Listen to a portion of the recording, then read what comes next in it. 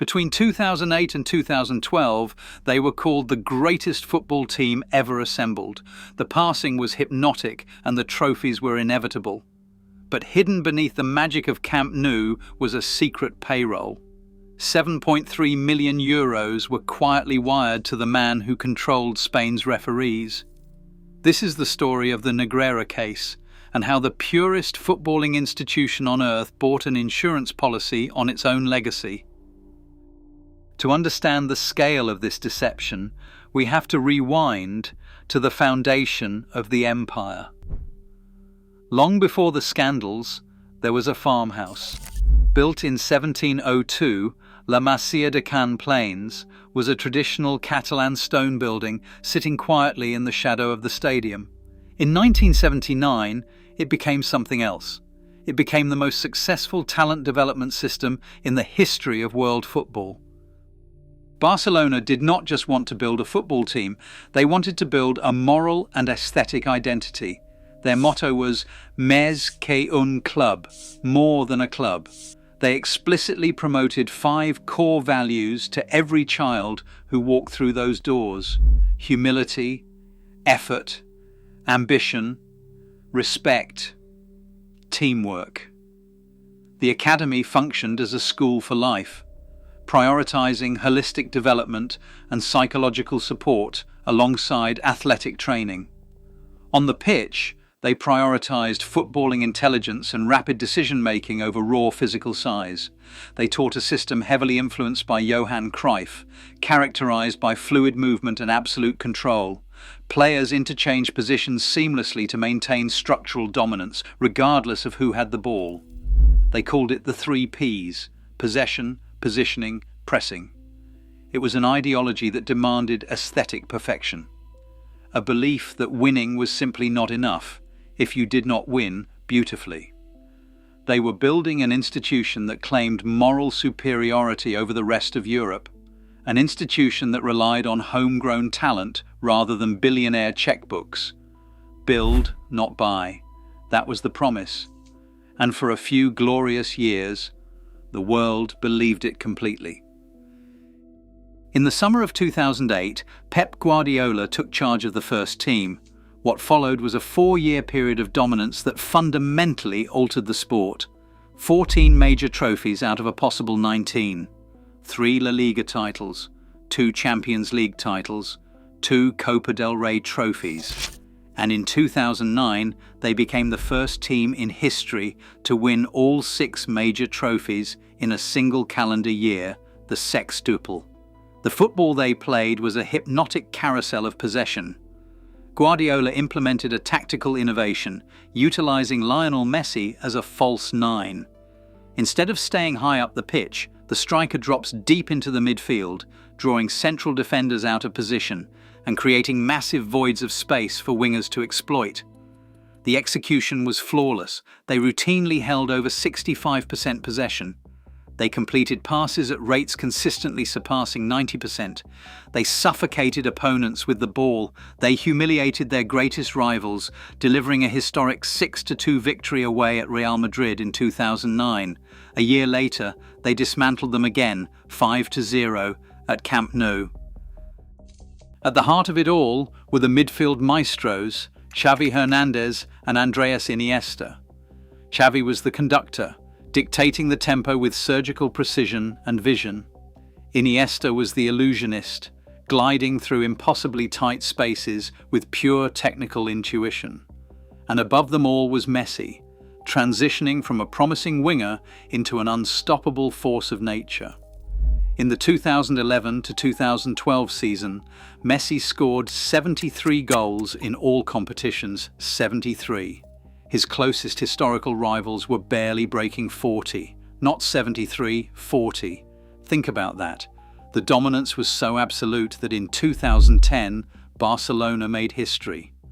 All 3 finalists for the FIFA Ballon d'Or were products of their own youth academy: Messi, Iniesta, Xavi. Following the 2011 Champions League final at Wembley, Sir Alex Ferguson stood in defeat and delivered the ultimate verdict. He called them the best team he had ever faced in his entire managerial career. Nobody could touch them. Nobody could outplay them. They had achieved footballing immortality. But the machine was built on a lie. It was May 2022 when the walls began to close in. Away from the bright lights of Camp Nou, the Spanish tax authorities initiated a routine inspection. They were looking into the business activities of a company called Dasnil 95. The owner of that company was a man named Jose Maria Enriquez Negreira. For 24 years, between 1994 and 2018, Negreira held one of the most powerful positions in Spanish football. He was the vice president of the technical committee of referees.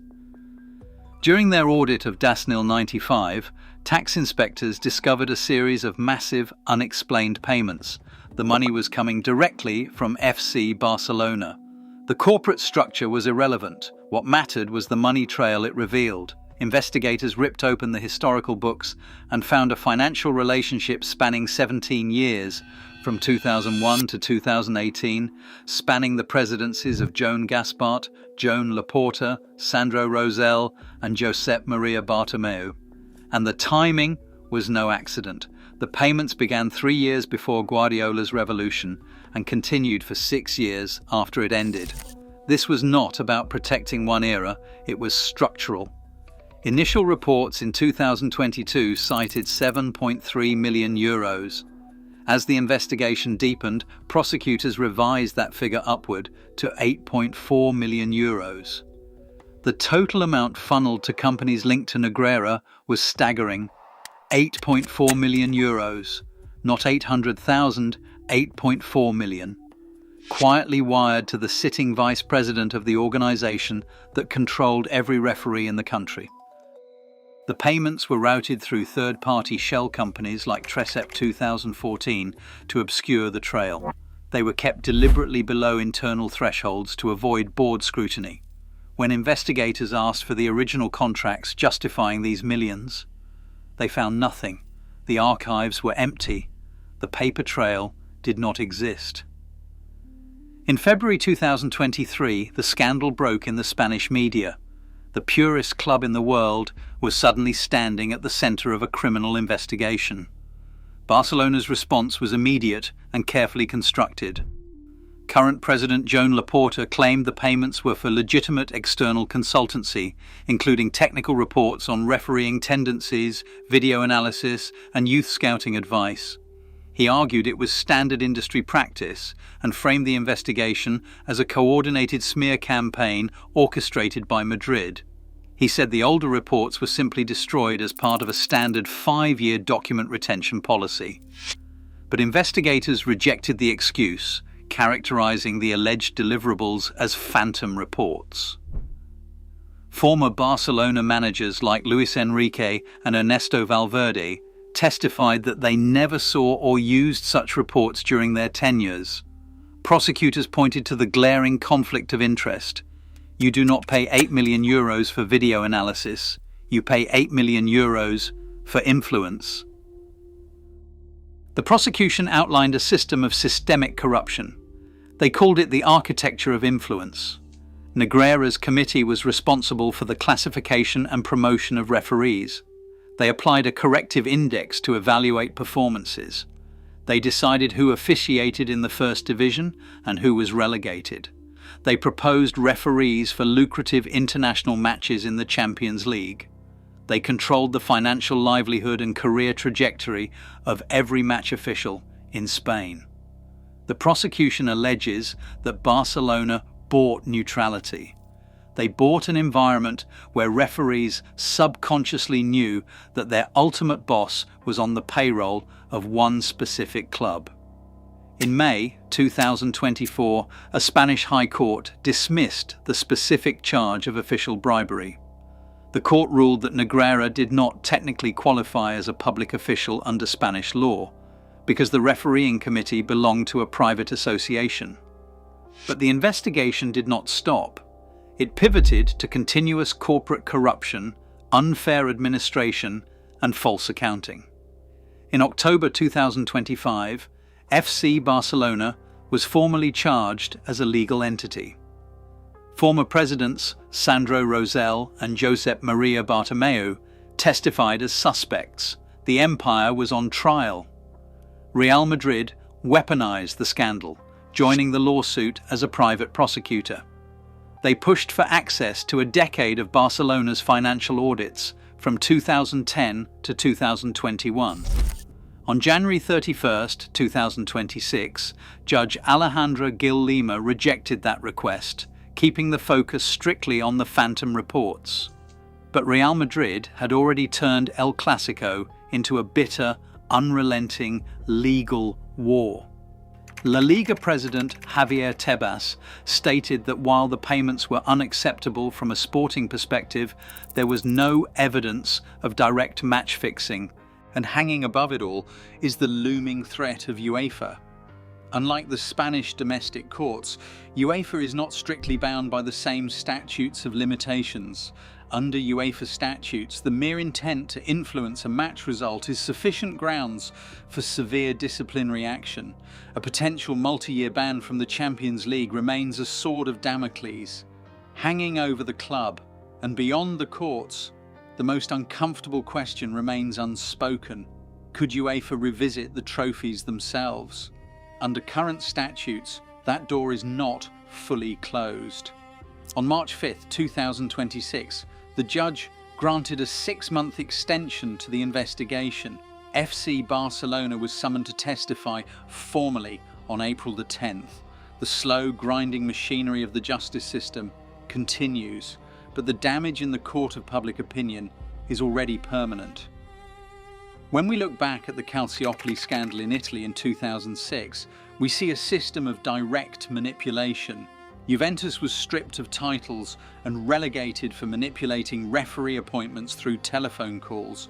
That scandal caused a 17% drop in Serie A revenue and an immediate 18% decrease in stadium attendance. The Negreira case is more subtle, but its implications are just as devastating. Former manager Fabio Capello publicly noted the irony, stating that Juventus paid the ultimate price without paying referees directly. While in Spain, millions changed hands. History judges empires by how they were built. When you look back at that golden era of Barcelona, the philosophical question is impossible to ignore. What happens to the memories of that beautiful football when the foundation was compromised? The superstars were real. The talent of Lionel Messi was authentic. The genius of Xavi and Iniesta was breathtaking. The tactical revolution of Pep Guardiola changed the sport forever.